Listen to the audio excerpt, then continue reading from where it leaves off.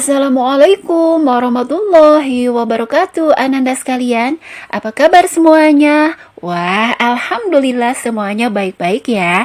Bertemu lagi bersama Ibu di materi pelajaran Quran Hadis kelas 12.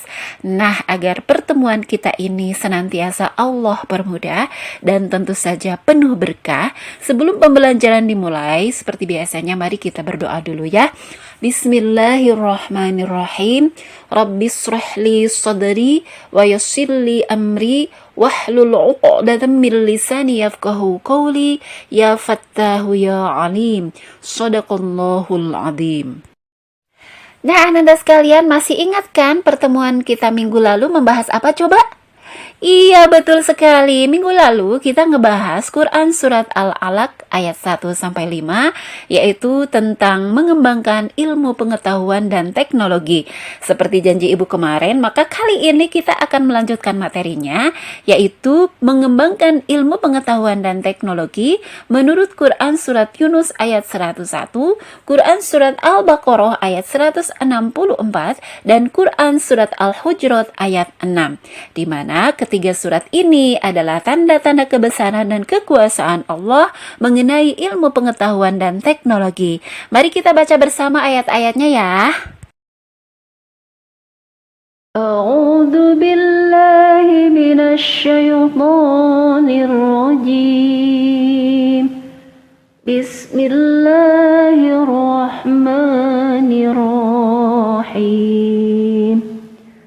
Qul yudhuru mada fis samawati wal ard wa ma tughnil ayatu wan nudhuru an qaumin la yu'minun.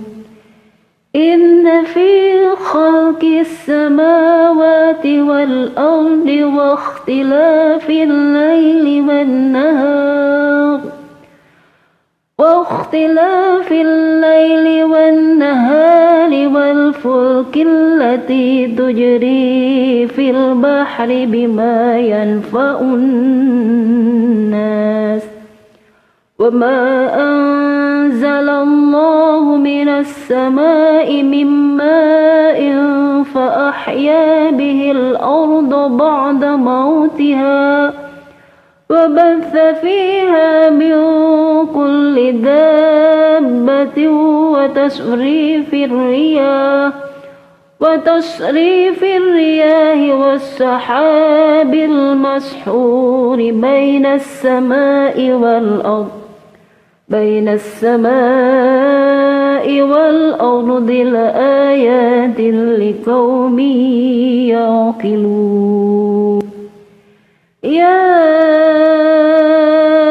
أيها الذين آمنوا إن جاءكم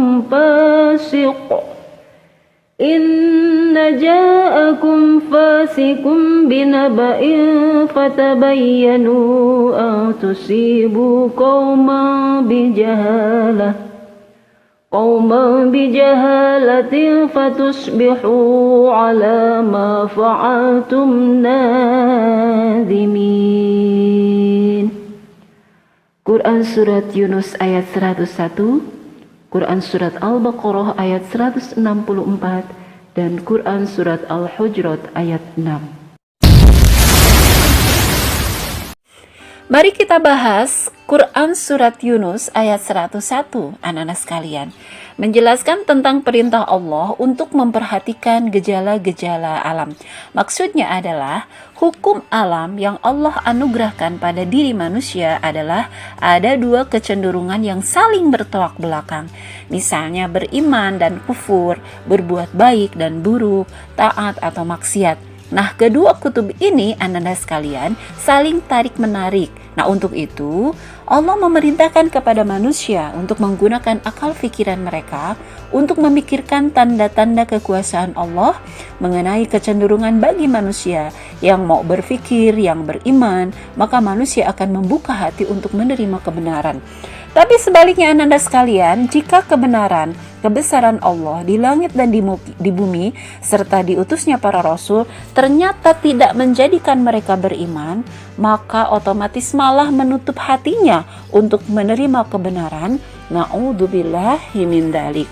Nah, tentu saja berharap ya kita bisa memanage diri kita, mengingat bahwa dalam diri kita ada dua kecenderungan untuk berbuat maksiat. Itu sangatlah mudah dengan iming-iming imbalan yang serba enak dalam sekejap. Sementara untuk segala sesuatu yang bentuknya ketaatan terhadap meningkatnya level keimanan itu sangatlah susah manakala hati kita tergoda untuk tidak menerima kebenaran. Tapi Anda sekalian, gunakan akal, gunakan pikiran bahwa tanda-tanda kebesaran Allah ini sangat luar biasa. Jadi tidak seharusnya kita tidak peka kepada gejala alam yang justru akan menghantarkan kita kepada kebahagiaan yang hakiki. Yang kedua adalah Quran Surat Al-Baqarah ayat 164. Nah, Ananda sekalian, Allah menciptakan siang dan malam atau terjadinya siang dan malam ternyata menghasilkan manfaat bagi kesehatan dan kelangsungan hidup manusia. Allah menjadikan siang untuk bekerja atau beraktivitas, bersegera bangun di pagi hari atau sepertiga malam terakhir, tentu saja untuk sholat. Ini adalah merupakan salah satu penyebab ketenangan. Ananda sekalian, Allah ciptakan siang dan malam secara teratur dan sistematis. Siang yang terang untuk mencari karunia Allah agar manusia memberikan manfaat bagi orang lain, sementara malam untuk beristirahat, tapi juga satu kekuatan malam untuk bergerak fokus kepada Allah. Nah, Allah juga menurunkan air dari langit, Ananda sekalian. Air sejatinya adalah simbol kehidupan. Tanpa air tidak ada kehidupan, sebab dengan airlah tumbuhan dan pepohonan bisa tumbuh. Demikian juga dengan hujan, Ananda sekalian. Hujan merupakan keberkahan karena dengan hujan, tumbuhan, pohon-pohon, dan biji-biji tanaman, dan itu juga akan tumbuh dengan subur. Nah, menurut Islam, hujan adalah mendatangkan keberkahan bagi makhluk hidup. Kemudian Allah ciptakan angin, Ananda sekalian. Perkisaran angin pada ayat ini adalah gejala alam yang menjadi dasar pengembangan berbagai macam ilmu seperti astronomi, oceanografi, perkapalan, hidrologi, biologi, termasuk ilmu tentang langit atau tata surya.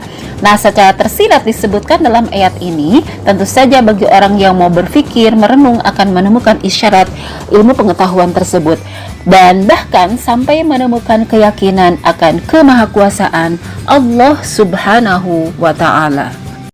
Yang ketiga, Ananda sekalian, Quran Surat Al-Hujurat ayat 6. Nah, ayat ini menjelaskan bahwa setiap informasi yang datang dari orang fasik harus cek and recheck, karena kefasikannya menjadikan informasi yang dibawa diragukan akurasinya. Nah, dalam tradisi ilmu pengetahuan Islam, pembawa ilmu harus memenuhi kompetensi moral dan intelektual serta jalur sandaran atau sanad yang logis dan tidak tercela, karena ilmu yang salah akan menyebabkan kecelakaan pada orang lain meskipun yang bersangkutan tidak berniat untuk itu. Begitulah Ananda sekalian, Islam mengajarkan dalam ayat ini ketelitian dan presisi dalam pengembangan ilmu pengetahuan dan teknologi. Maka dengan demikian, Ananda sekalian, ilmu pengetahuan dan teknologi berjalan beriringan dan masing-masing saling membantu untuk sebuah kemajuan. Karena tanpa ilmu pendidikan tidak ada pertumbuhan manusia, tidak ada kemajuan teknologi, tidak ada generasi pengetahuan dan dunia akan stagnan.